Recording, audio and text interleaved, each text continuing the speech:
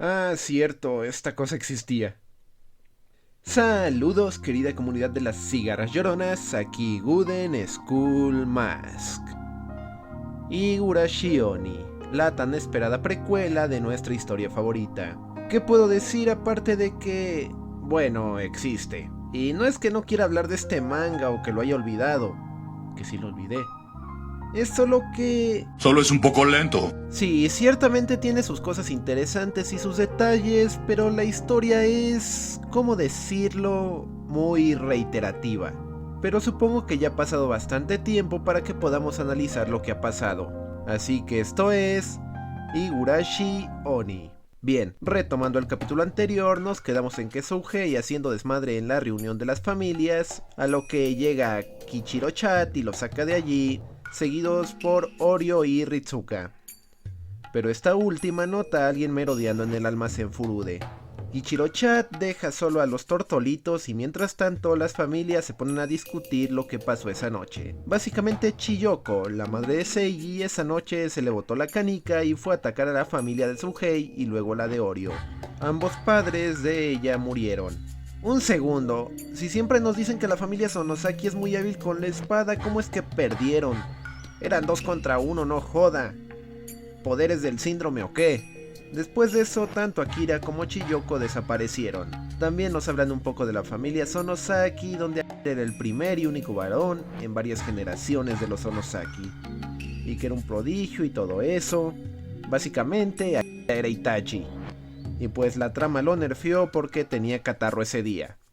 Tras esto, la familia Kimiyoshi hace la promesa de siempre apoyar a los Sonosaki. Mientras tanto, Souhei y Oryo se van caminando mientras también hablan de la situación y ¡ay, Dios mío, la cigarra llorona! ¡Santos bacalaos! ¡Es el jefe! Entonces el Souhei empieza a tener una alucinación con la Hanyu de aniversario y se desmaya.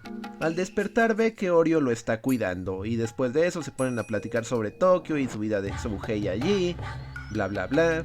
Y entonces vuelve a surgir el tema de lo que pasó esa noche. También se nos habla un poco del folclore de las 3 familias y la tradición Sonosaki de que el sucesor hereda el demonio, más que nada figurativamente. Pero Oryo se lo toma muy literal y esto la hace sentir bastante insegura sobre sí misma. El capítulo 6 nos devuelve a la noche anterior, donde Ritsuka encuentra a Seiji merodeando de nuevo. Nos hablan del lore del pueblo, del incidente de esa noche y cosas que ya sabemos. Seiji intenta buscar culpables, pero Ritsuka le dice que no diga mamadas y confía en ella. De esto, lo único destacable es que Seiji empieza a escuchar pisadas. Al día siguiente vemos como Oryo y Souhei están en un ritual para disculparse en el templo. ¡Ay, qué linda se ve Ritsuka! Me recuerda a Saya. De nuevo hablan sobre Seiji, que está encabronado con el pueblo por la muerte de su madre. Reiteración, reiteración y bueno. Me parece un buen detalle eso de que digan que la familia Furude es buena con la medicina. Tremenda referencia a Koto Hogushi. Después de eso, Okai pone a Souhei como diablero de la central de abastos a llevar cosas a Okinomiya. Y pues Oryo lo acompaña. Se ve que esta anciana ya eligió yerno. Recuerden amigos, si quieren enamorar a una Sonosaki, vayan y gritonenle a su abuela. Eso es un ritual de cortejo muy importante. En el camino se encuentran con Seiji, el cual de nuevo se enoja más por la situación. Ahora enojándose con Souhei y como cerecita del pastel, le llega una carta de reclutamiento para la guerra.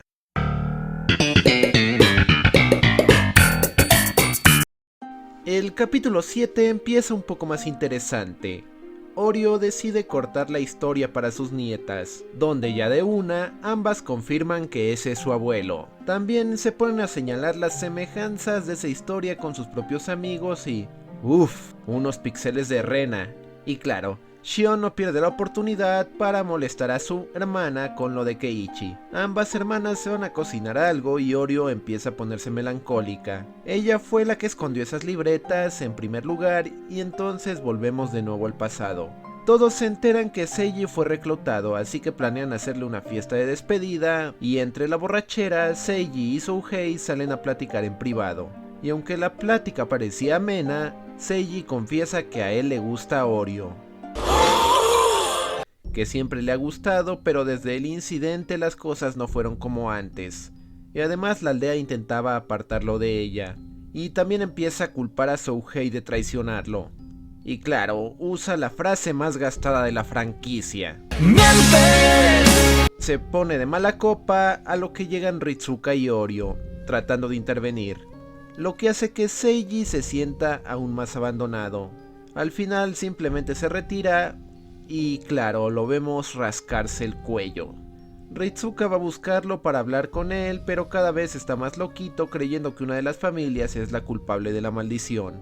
A lo que llega Okai a dormirlo porque le sabe demasiado. Sabe demasiado, envíen al personal.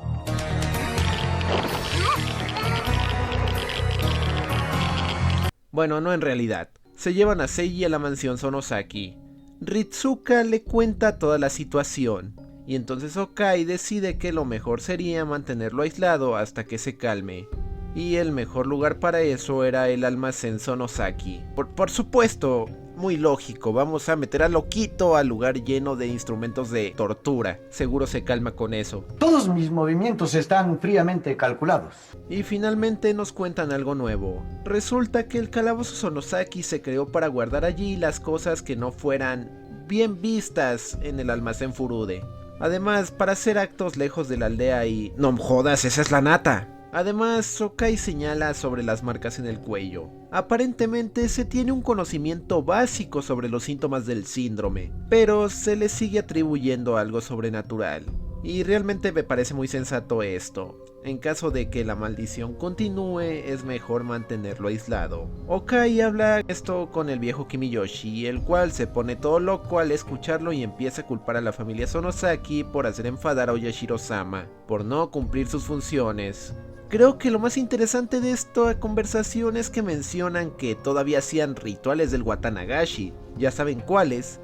Entra cuchillo, salen las tripas. Entra cuchillo, salen las tripas. Hasta la era Meiji. Y bueno, para quienes no lo sepan, la era Meiji abarca desde 1868 hasta 1912. Es decir, en esta aldea de loquitos todavía se sacaban las tripas hasta principios del siglo XX. Bueno, Okai se cansa de tantas mamadas y le dice que le baje de espuma a su chocolate, que los Kimiyoshi siempre se la viven al 100, pero que ahora deben ponerse las pilas por el bien de la aldea. Y, no mames, esa es la abuela de Natsumi. En fin, Okai se preocupa de que la maldición siga creciendo, por lo que deben mantener vigilados a los que son enviados a la guerra. Y bueno, de una vez abrir algunos túneles para ventilar el calabozo Sonosaki. Y cuando Kimiyoshi le pregunta qué eran los Furude, pues de nuevo se hace hincapié en que la octava mujer consecutiva reencarnará a Oyashiro-sama, mostrando una imagen de ellas y qué lindas son. Y claro, Okai también piensa en sus descendientes, donde vemos una imagen de Oryo, de Akane y por supuesto Mion y Shion. Pero lo interesante aquí es que Mion está usando su outfit del 88 y Shion el del 87 del futuro de Go y Sotsu. Y finalmente vemos a Souhei tratando de despedirse de Seiji, pero ya no lo encuentra.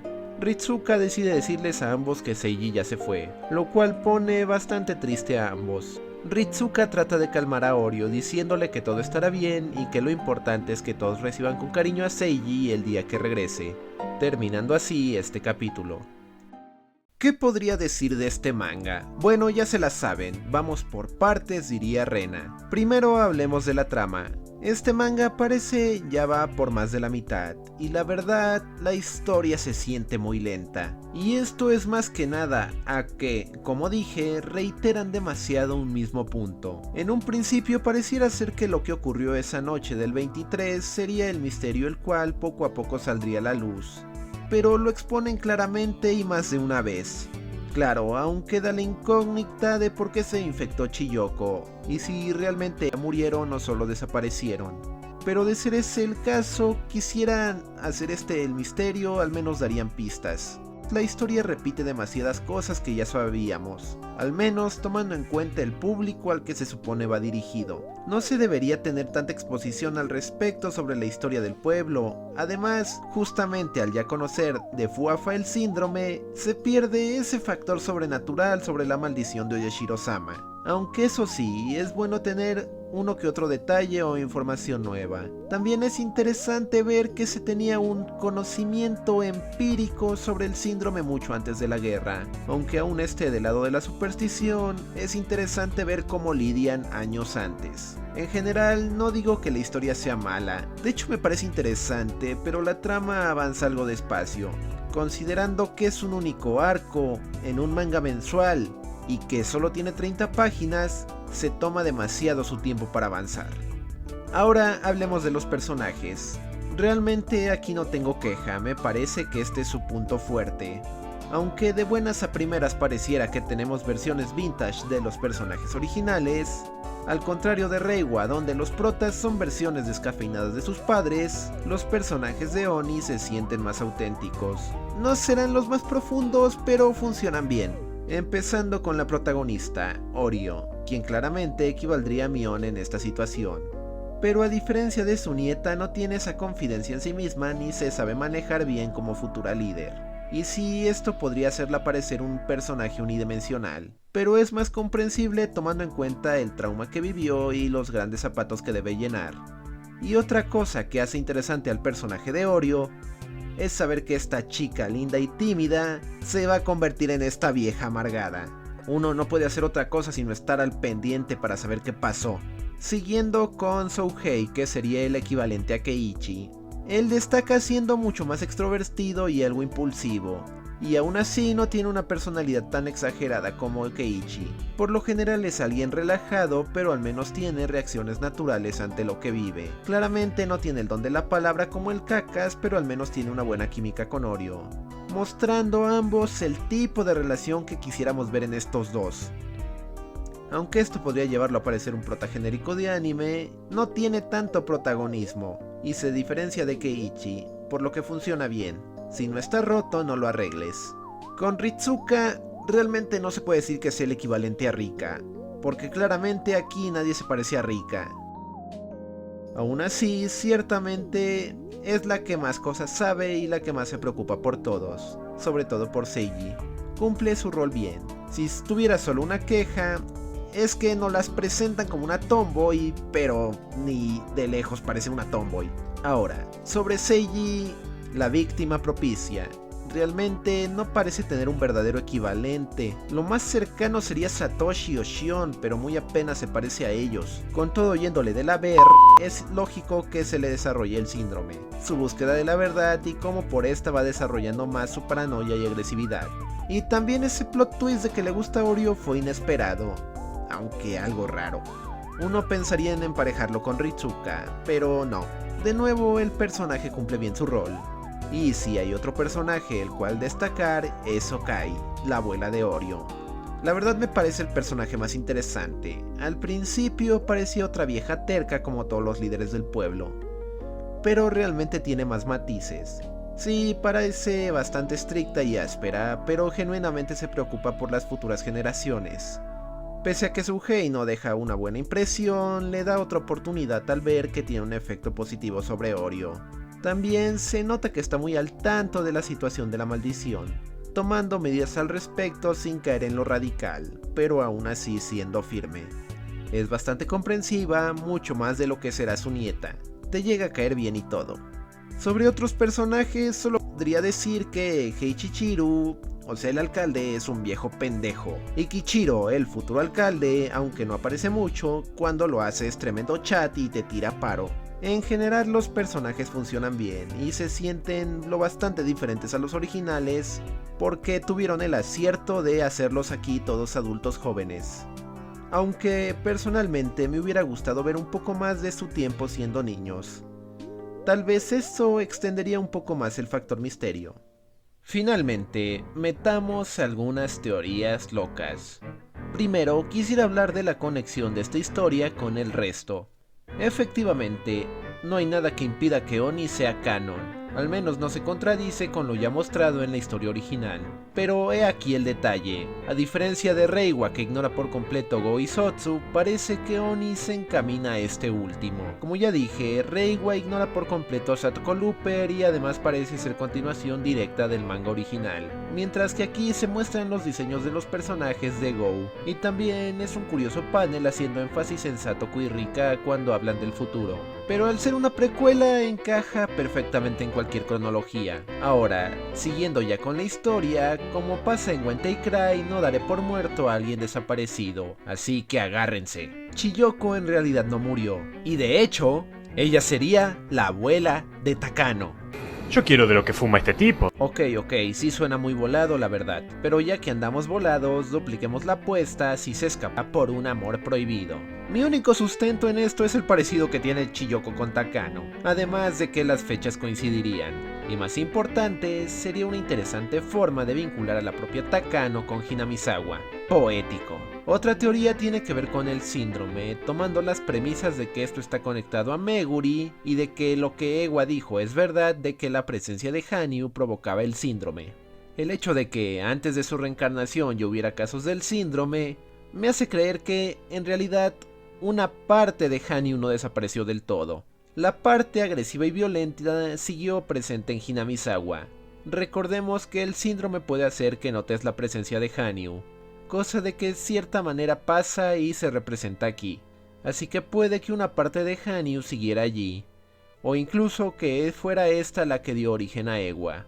Bueno, definitivamente parece que me conecté un tostón con estas teorías, así que terminemos con una más normalita. Vimos un poco del almacén Sonosaki, claro, vimos unas herramientas curiosas.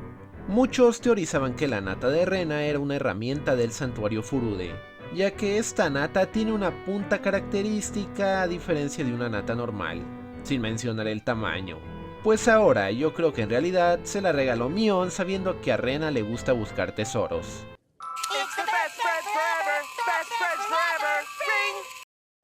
En conclusión, creo que el manga de Oni está bien en cuanto a concepto y personajes, y la historia es interesante, pero realmente la trama avanza muy lento y peca de repetitiva.